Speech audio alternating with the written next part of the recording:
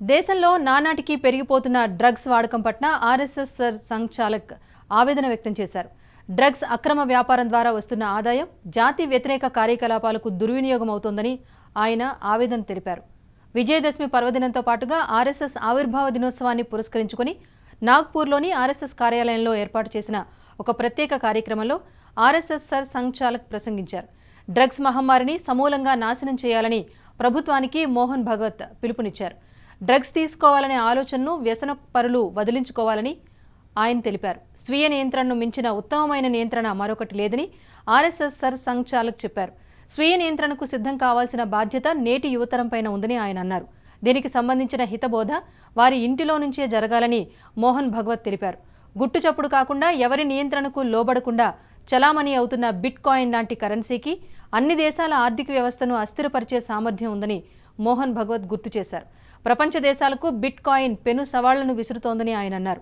OTT ప్లాట్ఫామ్లపై వాటి ద్వారా ప్రజల్లోకి వెళ్తున్న అంశాలపై ఎలాంటి నియంత్రణ ఉండటం లేదని ఆర్ఎస్ఎస్ సంచాలక్ ఆందోళన వ్యక్తం చేశారు.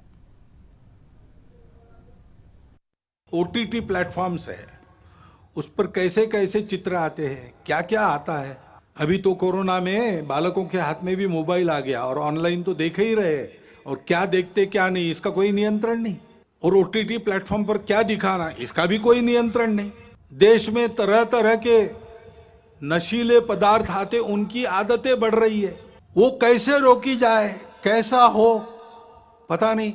उच्च वर्ग से लेकर तो बिल्कुल आखिरी आदमी तक समाज के जितने भी स्तर है सब में भयंकर व्यसन।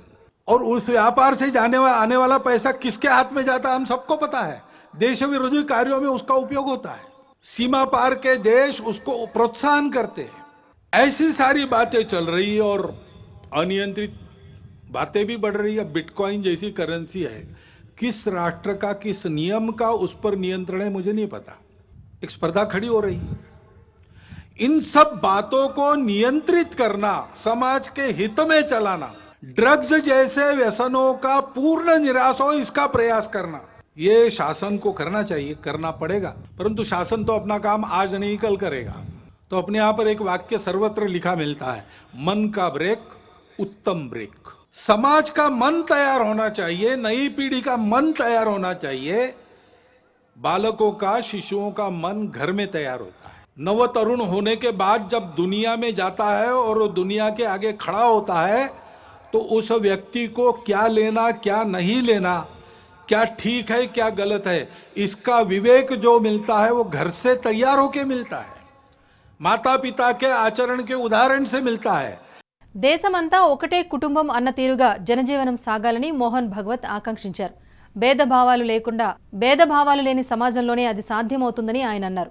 ఏ వ్యవస్థ అయినా సామరస్యపూర్వకమైన వాతావరణం దిశగా రూపుదిద్దుకుంటుందని ఆర్ఎస్ఎస్ సంచాలక్ చెప్పారు.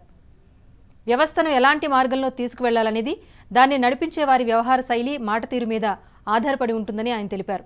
కుటుంబాల మధ్య రాకపోకలు జరుగుతూ ఉండాలని మోహన్ భగవత్ తెలిపారు. కుటుంబాల మధ్య అభిమానం, ఆత్మీయతతో కూడిన రాకపోకలకు అభివృద్ధి చేయడంలో సంచాలకులు అవిరాళమైన కృషి చేస్తున్నారని ఆయన తెలిపారు. विषमता मूलक जो व्यवस्थाएं थी उनको निकाल दिया, समताधिष्ठित व्यवस्था लाने का प्रयास किया। लेकिन व्यवस्था तो व्यवस्था है, वो एक ढांचा है। आखिर चलाने वाला उसका उपयोग क्या करता है उस पर निर्भर है। चलाने वाले के मन में अगर समता है तो व्यवस्था समता की पोषक होती है। और इसलिए उस व्यवस्था के साथ साथ इस मन को बदलने का प्रयास होना चाहिए। संघ के स्वयंसेवक सब प्रकार के प्रयास करते हैं। बुद्धि से वाणी निकलती है, विचार से आदमी बोलता है, तो उस विचार में समाज के भेद बढ़ाने वाली भाषा नहीं चाहिए, समाज को जोड़ने वाली भाषा चाहिए। उतार चढ़ाव आते रहते, उल्टे सीधे प्रसंग होते रहते हैं। हर प्रसंग पर भाष्य करते समय, लोगों को राह दिखाते समय उनको आपस में जुड़ने की, प्रेम को बढ़ाने की भाषा होनी चाहिए।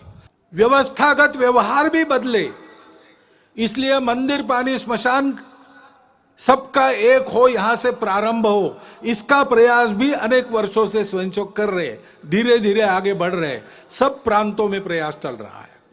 परंतु मन से जाने के लिए तो मिलना पड़ेगा। जैसे समाज मिलता जुलता है, वैसे परिवार भी समाज के विभिन्न वर्गों के आपस में मित्रता करे। आना जाना, उठना बैठना, पर्व त्योहारों पर एक दूसरे के घर जाना, परिवार सहित घर पर बुलाना, इस प्रकार के अनौपचारिक पारिवारिक संबंध उत्पन्न हो। ये काम संघ की शाखाओं के माध्यम से और सामाजिक समरसता मंच नामक गतिविधि से संघ स्वयं सेवक कर रहे हैं, क्योंकि भेद रहित समताधिष्ठित समाज स्वातंत्र्य के टिकने की गारंटी है और राष्ट्र के एकात्मता का अधिष्ठान है। కరోనా మహమ్మారితో యావత్ ప్రపంచం అల్లాడిపోయిందని ఆర్ఎస్ఎస్ సర్ సంఘ్ తెలిపారు. మానవాళి అత్యంత బాధాకరమైన పరిస్థితులను చవిచూసిందని ఆయన అన్నారు. సెకండ్ వేవ్ను సైతం ప్రపంచ దేశాలు ఎదుర్కొన్నాయని మోహన్ భగవత్ తెలిపారు. కరోనా మహమ్మారిని నియంత్రించడంలో భారత్ ప్రపంచ దేశాలకు ఆదర్శంగా నిలిచిందని ఆయన అన్నారు. కరోనా దుష్ప్రభావం ఆర్థిక వ్యవస్థపై పడినప్పటికీ భారతీయ సమాజం తట్టుకొని నిలబడగలిగిందని ఆర్ఎస్ఎస్ సంఘ్ తెలిపారు. ఒలింపిక్స్, పారా ఒలింపిక్స్లో గణనీయమైన సంఖ్యలో పతకాలు సాధించడం ద్వారా భారత్ భావి క్రీడాకారులకు స్ఫూర్తినిచ్చిందని మోహన్ భగవత్ తెలిపారు. हम सब समाज में एक दुख का अनुभव कर रहे हैं। नई पीढ़ी के कई होनहार लोग, सक्रिय लोग इस कोरोना ने उठा लिए हम में से, असमय उठा लिए। उसका बहुत दुख है, उनके प्रति श्रद्धांजलि है। लेकिन वो होने के बाद भी तुरंत सावधान होकर पूरे समाज ने अपनी जान को हथेली पर लेकर दूसरे लहर का भी सामना किया, यशस्वी प्रतिकार किया। और अब तीसरे लहर की आशंका है तो भी अपना देश कोरोना के प्रतिकार में दुनिया में सबसे आगे है। ये परिस्थिति है। ऐसे कार्यकर्ताओं का अभिनंदन भी है, सारा देश अभिनंदन कर रहा है, हम भी उसमें सहभागी। तीसरे लहर की आशंका है, अब दिन ब दिन और मध्यम पड़ते जा रही है। लगता है कि नहीं आएगी, अथवा आएगी तो बिल्कुल परिणामकारक नहीं होगी। लेकिन किसी अनुमान पर निर्भर नहीं रहना चाहिए, तैयारी पूरी होनी चाहिए। गांव स्तर तक हर गांव में 5-7 कोरोना योद्धाओं की टोली तैयार रहे। इसलिए संघ ने देश भर में प्रशिक्षण का कार्यक्रम लगभग पूरा कर लिया है और उसके आधार पर इस कोरोना से लड़ाई होगी, ठीक से होगी। आएगा नहीं ऐसी आशा करते हैं, लेकिन आएगा तो क्या करना उसकी पूरी तैयारी है और हम इस कोरोना को मात देंगे। उसके नुकसान हुए हैं, 2 साल चला तो आर्थिक क्षेत्र में नुकसान हुआ है, बहुत नुकसान हुआ है, परंतु हमारा समाज उससे दबा नहीं है। आर्थिक क्षेत्र में भी उस नुकसान को पूरा करने का आत्मविश्वास दिखता है, लोग बोलते हैं। और किसी आर्थिक अर्थायाम के क्षेत्र में तो सब पूर्ववत हो गया और आगे बढ़ गया, ऐसा भी वृत्त आता है। अभी ओलंपिक और पैरा ओलंपिक में कितने मेडल, ओलंपिक में 1 गोल्ड, 2 सिल्वर और 4 ब्रॉन्ज, यानी स्वर्ण, रौप्य और कांस्य। और पैरा ओलंपिक में 5 स्वर्ण, 8 रौप्य और 6 कांस्य पदक हमारे खिलाड़ियों ने प्राप्त की। ये उत्साह कहां से आया? बहुत परिस्थितियां उनकी बदली है, ऐसा नहीं है, परंतु देश के लिए कुछ कर गुजरने की प्रवृत्ति बनी है।